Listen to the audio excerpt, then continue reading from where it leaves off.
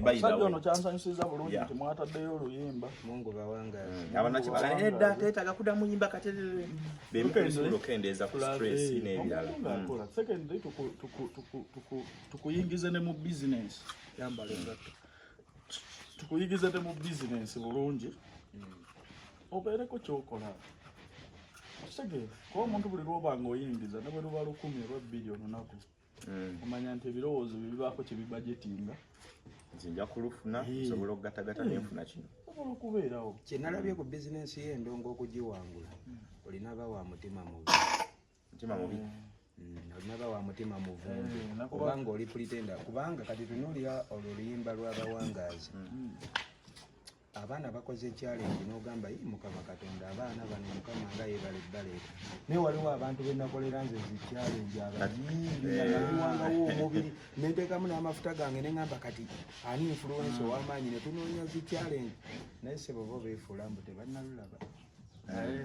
Ate teruwo abantu baagala nnyo ng'oli mabega waabwe. Oli yandigambye nti batanya nnyo kwagala obenkane oba basingako olina bba mabega waabwe. Nze nga nalwa nabo basigaleyo ku bayigwa manyi nze kati wobala abayimbi ba wano 5 ani gwe siyiriddeewo ko mbo tuve mu byaki kyokola nagenda music industry wemba ngambye komawo nina kuba wa mutima mukyalo niwe bakwano webinda bakati nga bakingisa by Spice Diana okitegeera waliwo abantu bangi olaba okunja wabera mu komina nga bakusiba nako okubya kingisa nakubira abantu bangi nakubira abantu bangi nenze nategeera abantu n'emikwano tetejibeera abantu mulimu abantu ba social media abo bo bakwagala woli bakwagala kwekubya bifaananyi naye ensonga entuufu nti musajja ali mu komera yeetaaga sente bweziti oli n'atakuwa wadde olwataano tegeera olina kubanga olina amataala oba ng'ofiiridde mukunja mikwano gye mituufu gyegiri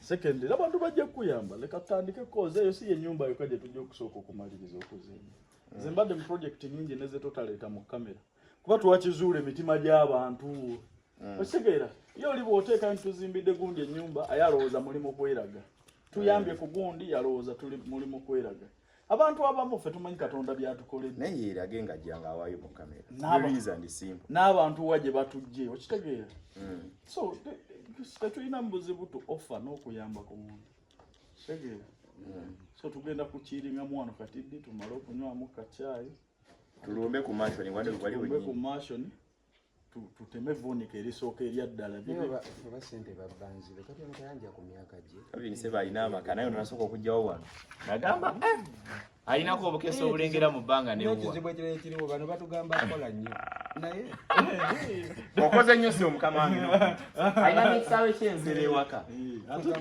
nina era n'omulala gwe najja netwafuluma nagamba naye ninganga mumanyi yani omutufu ne mumunyo nagamba ekyo bulijjo kirina ennyumba efaanana bwetyo nga yeewuunya kuba namunyo yali tamutegedde